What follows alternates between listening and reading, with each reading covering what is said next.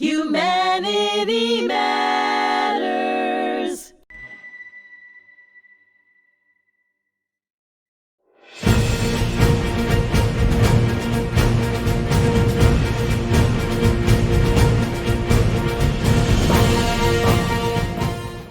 Hello, and thank you for joining me today. I'm your host, Richard Acritelli. This podcast is a production of the Holocaust Memorial and Tolerance Center of Nassau County. On today's episode of The Fog of War, here on HMTV, my special guest is Bill Byrne, a veterans advocate who operates under Rolling Thunder, New York Chapter Number 6, will join me for a conversation about how he and his group help out veterans here on Long Island, and I would think probably in the Northeast as well. Let's get started. Bill, thank you very much for coming down today. We appreciate it. I hear Thank you for might your be a time. Marine. Army and Air Force. Army Air Force. Yeah. So I went into the Marine Corps recruiter. I asked about the education in terms of the GI Bill. I came from a poor family. And, I wasn't really getting straight answers. I went down to the Army recruiter. He lied to me about a couple of things and then gave me some soda and some chocolate chip cookies. And that's where I decided to sign. Kind of like being an altar boy. Yeah. So, Sorry. So the Army wasn't too bad, and I was out in the Air National Guard. I should never have left there. I was out there for about 5 years. I was a staff sergeant, and at that time it was kind of like a family decision. We had your buddy Godwin. Yes. Was it Keith? Keith Godwin. One of the funniest human beings that you'll come across. You don't realize how tall he is until you're standing next to him. Yeah. You just know he's a big guy when he comes in. And he's kind of been banging around a little bit. And he was in the Marine Corps. And, he went through his problems, drug and alcohol. But he certainly helped out a lot of people, towards his own recovery and his own path and stuff Absolutely. like that. So now, Bill, where did you grow up? I grew up in a little town called Queens Village in Queens. It's right on the southeast part of Queens on the Nassau County border. Okay. So where do you live today? I'm in Levittown. All right. Yeah. So you're not too far from where you grew up, right? Okay. Well, yeah, a little far. A little bit further. Not too right? far. Okay. What did you do as a kid in Queens there? Caused a lot of trouble. There was always sports, hanging out in street corners. Okay. What sports did you play? None really organized. I just... Stickball or football out in the street? Stickball, yeah. Okay. Schoolyard football, stuff like that, handball. That's how Keith Godwin said it, He goes, trouble just found me. It just, All for my whatever friends reason. are Marines, so Yeah. I never had a problem getting in trouble. Yeah. You got some tough cookies there. So, all right. So, what did your parents do? What did they? They actually came off a boat. I'm an anchor baby. Yeah. Mom and Dad came over to America in the late 50s, and they settled here. So we grew up with no cousins, no aunts, no uncles. Where were they from there? Well, pretty much all in Dublin is the family. Okay. We got people down in Cork and out in Roscommon, but mostly Dublin. Yeah, my mom's one of 15 from Ireland, and she's in Sligo right now. Okay. So I think she called me last night with the WhatsApp at about 3 o'clock in the morning because she's, I think she's having a good time with all of her sisters and brothers and everything That's that are great. over there. And I got to pick her up from Kennedy tomorrow. So, it's one of those things where, I guess she's visiting with family and Sure. stuff like that. And I went over in 96 and I met a nice Irish girl and, one thing led to another. She married my cousin, so. You got off lucky. Yeah. Nah, you know what it is? The Irish want to stay put. Years ago, when my mom came over here, they were all looking, to come over here and stuff like that. Yeah. She was almost like an indentured servant up here in Manhasset and Great Neck and stuff like that, So I know all about it. you all know too all well. about that, right? All too well. Yeah. So there's some toughness being Irish, right? My parents used to save up, and every couple of summers or so, they would send us back so we would get to meet our relatives sure. and cousins. I was over there when the IRA was doing all that stuff in the 70s. Yeah, some bad stuff, and there was stuff. factions It of was the a war IRA, zone. and It was a war zone. there was a Marxist wing of them and everything else. It was crazy, My mother said to me in '96, "You like history and you like to talk. You better not speak about religion or politics over there. You don't know who the heck you're talking about. That's right. You know who you're talking to. It's like the mafia here. You have no idea. So You never know who's orange or green. yeah. It's, you just keep And for those who are an Irish in your audience, look that one up. Yeah, sure. Now, what year did you graduate high school? Oh, good question. Probably 1980. 1980. Okay. So what do you do after you graduate from high school? Actually, before high school, I mean, they started redoing all the infrastructure in the streets in the neighborhood, and I was watching the construction workers. So it was always a toss-up. Did I want to be an over-the-road truck driver or a construction worker? Okay. And over-the-road truck driver, I really had no experience seeing. Sure. It was just a thing, I watched the construction workers. They were having a lot of fun, and they were always drinking beers on lunchtime, this, that, and the other. That's what I'm going to do. Okay. All right. So, Alley Palm Park, they were doing the tennis courts. There used to be a concession there, and around 16 years old, I started working with them. And it was nice. It was good money back then. And was it you got yourself into the union, or was it a straight construction They job? kept promising. They had an asphalt and concrete company, and they were Italians. Yeah. So they kept promising that, we'll get you in the union. Don't worry. Yeah. So my whole neighborhood was either cops, firemen, or construction workers. So there was a bunch of the families that were in the steam fitters union, and a lot of families also in the electricians union.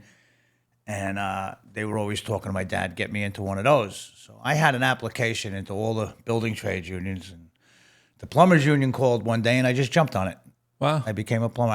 I went from being a laborer with the tennis courts. I won't say the name of the company that was doing it. And then when I got sick of that, a friend of mine's father had a sheet metal shop. He did ductwork and stuff. Small shop.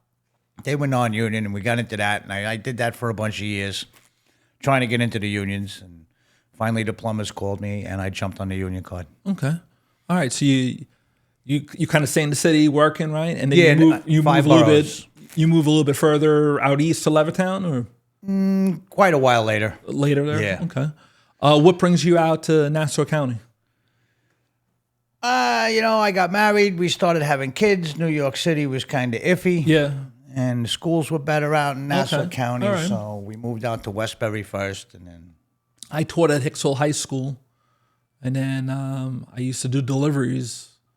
My father had a trucking business at Sears in Hicksville, and then the Sears Outlet Center on Hempstead Turnpike.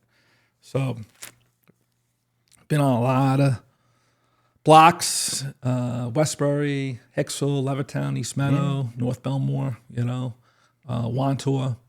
And there's a lot of nice spots over there, a lot of big areas in terms of all the old Levitt houses and everything, not anymore. Not anymore, right? It's almost like Queens now. Oh, really? They just building all over. Building, filled everything in.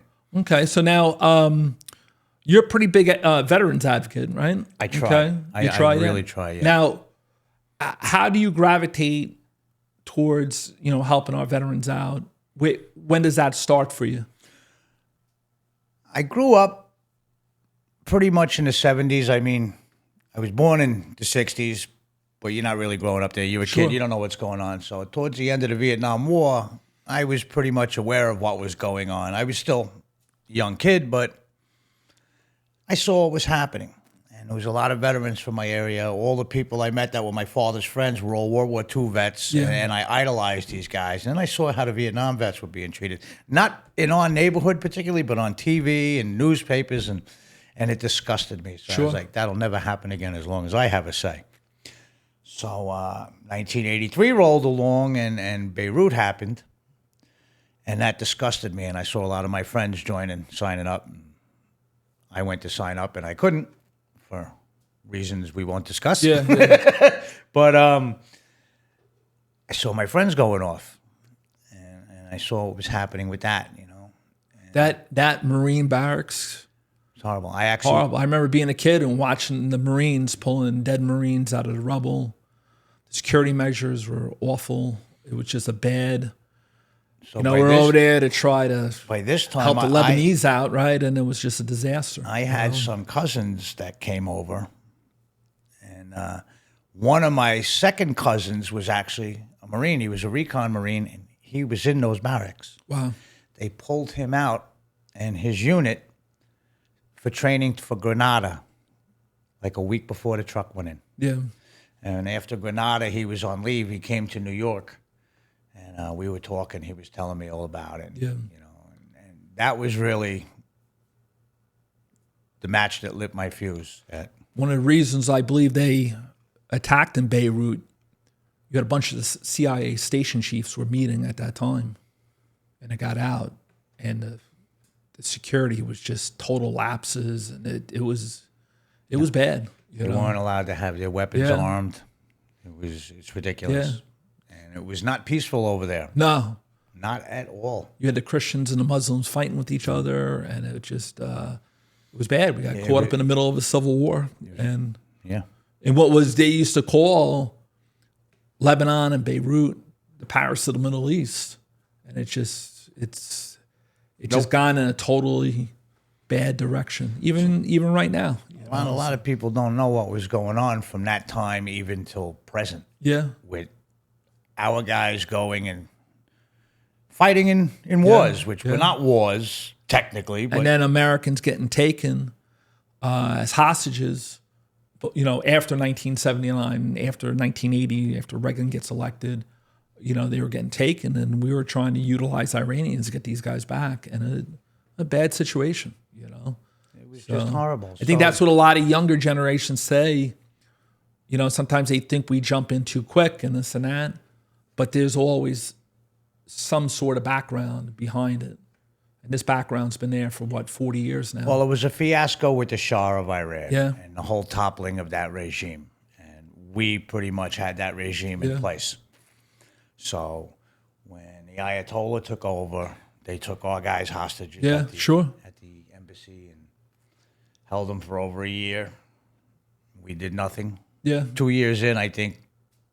Well, it was Operation Eagle Claw, I think it was. Eagle Claw is what it was called, yes. And that was a major failure because pretty much our military was nothing at that time. Because after Vietnam, they just cut everything and they never rebuilt. And that's when I was in the 90s. There was no more Cold War. Clinton balances a budget on two things. One was raising taxes, right? And trying to watch the spending. And two was cutting back on the military because there was no threat. And I had older sergeants and officers that would say, if this was 5 or 6 years ago, we would have never trained with this. There was no threat. Yeah, we lost more servicemen in action during the 90s than we did in both Gulf Wars. Something, right? And they don't tell you that. Yeah. So now, when do you get involved with Rolling Thunder there?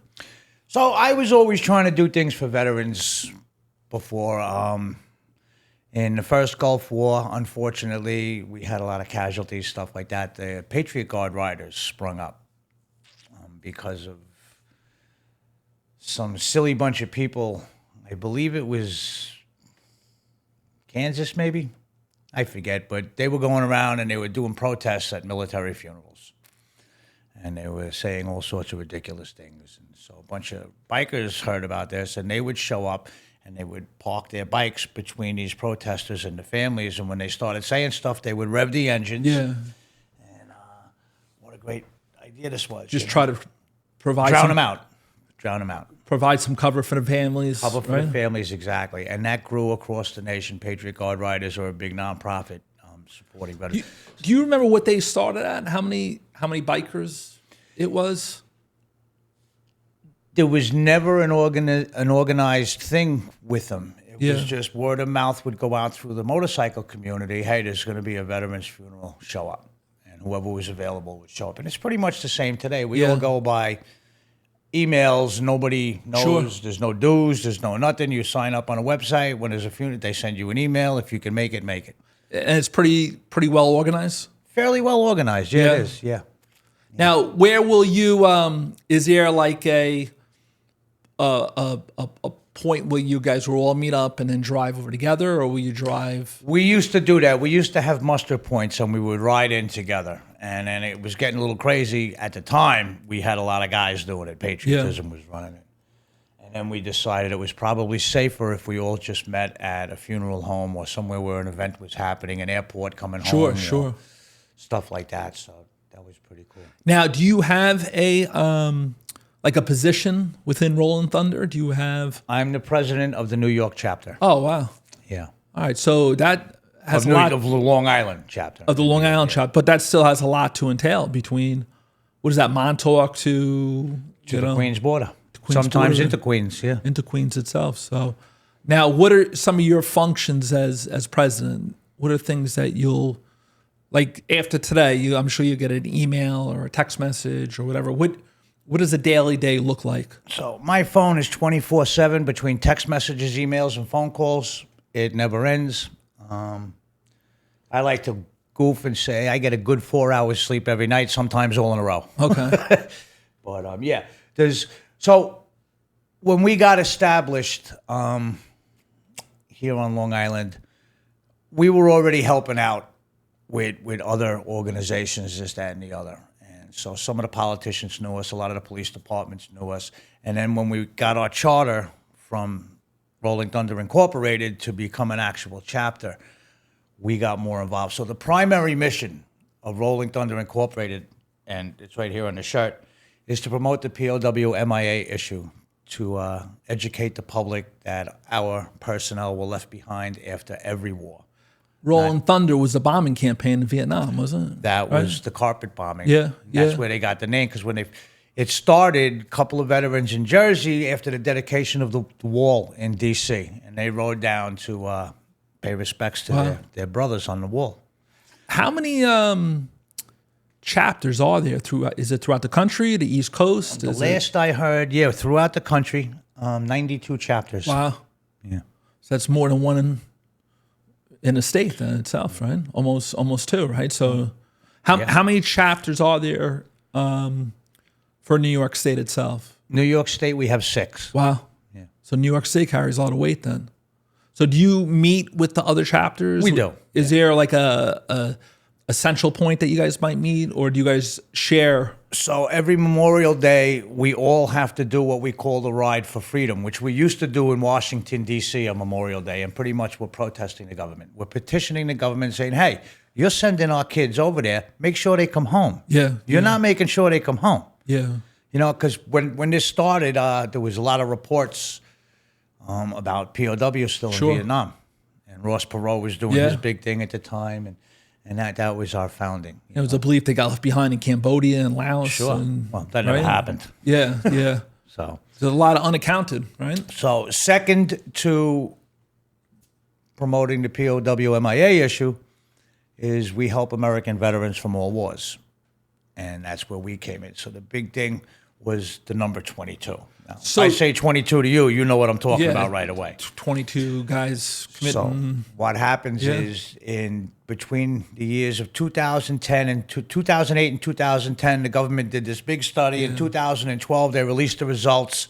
It's a suicide. 22 veterans every day committing suicide and 1 active duty. Yeah. They actually think those numbers might be They are higher. Might be higher. They are. You know, you have veterans who try to do it and they they're not successful with it, and it just makes everything a lot more worse as well. So part of our thing with here on Long Island, because we have one of the largest veteran populations in the country. We definitely have the largest in New York State, but we're up there with Orange County, California, and believe it or not, West Virginia has a very high veterans population. Kansas. And we're up there with them in numbers of veterans per capita. So we were seeing a lot of the 22 epidemic on Long Island. So we made it our cause to address that, to educate people on it, to offer assistance to veterans. And so in 1983, is that when you really kind of say, I'm a young guy, I'm watching this here, my friends in the service, it's the height of the Cold War. Is that what kind of pushes you in towards pretty much into assisting veterans, helping out. You know, if I saw a vet, I'm buying him a beer. Sure, you know, if we're in a diner, I'm paying his bill. Yeah. And we carried that into the chapter when we're out we will see a veteran. We will pick up their And that's, tab. I'm sure, your feeling But that's is felt just through all the other presidents and all the other. absolutely, Yeah. 100%. But that's just saying thank you to our veterans. Yeah. So what we do to assist veterans, we're very big with the PTSD issue. Yeah. Everybody likes to post that thing, the suicide hotline, on their social media. And yeah, you know what? God bless you for doing that. You know, that's what you can do to help. Absolutely do it. Unfortunately, that number can't possibly help all the vets. Yeah. So we will put Rolling Thunder's number up. Call us. Someone will answer that phone. If need be, we will get to you. We'll come sit with you. We'll show you what's available. Not only through the VA, but we have a lot of private. So do you have like some therapists that you guys could direct people towards in certain areas, right? And also the VA too. Maneuvering the VA is not an easy task. No. Years ago, to get anybody on the phone, they'd stick you on, waiting. You'd be there for hours waiting, One of the problems, a lot of people blame the VA for this. It's not really their fault if you actually know what's going on. In heavily populated areas, such as here in Long Island, New York City, and they just don't have the staff to handle the numbers. Now, you go to any emergency room in any hospital, the waiting rooms are full. Why? Sure. They don't have the staff. And everybody goes, well, okay, because all these people... Financial cutbacks. When it comes to the VA, they're blaming the VA, and it's not the VA's fault. Yeah. They don't have the staff. Yeah. The epidemic is there. So what happens is they're trying to help the guys. They can't do what needs to be... They medicate them. Yeah. And you know what? That's saving our guys. Yeah. I don't agree with it, but it's saving the guys. Yeah. It's something until we can get them to help. I will go and I will sit down. I get calls all hours of the day and night. And I have got up, gotten dressed, stayed on the phone while I'm doing it, talking to guys. Yeah. Where are you? I'll come meet you. We'll go get something to eat. We'll do this. We'll do let's that. sit down and talk, right? I do it constantly. Now, are you retired from your regular job? I was hurt on my job in 2014, Okay. which, you know what, I was a little PO'd when I first got hurt. Within a couple of years, I realized I'm not capable of doing my job no Sure. more, but now I can do this full time. And help people out. So, you know what? Whether you believe in God or not, he does work in mysterious ways. Yeah. He's got a very wicked sense of humor, though. Yeah. All right. So now you get involved. What was the first thing? You get involved with this group. You probably have buddies say, all right, you have a motorcycle. We're all riding, right? You always have to get involved somehow, right? What's the first thing that gets you involved into the group? So what's funny is there used to be a motorcycle shop in Hempstead called Rolling Thunder Cycles. And Is that on Hempstead Turnpike? Yeah.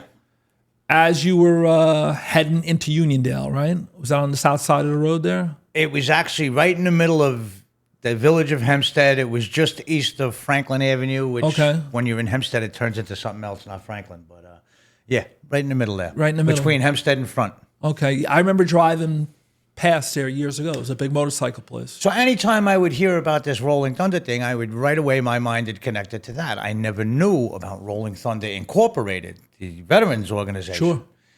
And we reconnected, my friend Dennis and myself, with this girl, Terry, who was from our old neighborhood, who now lived in Oklahoma City or Tulsa. I had one of those.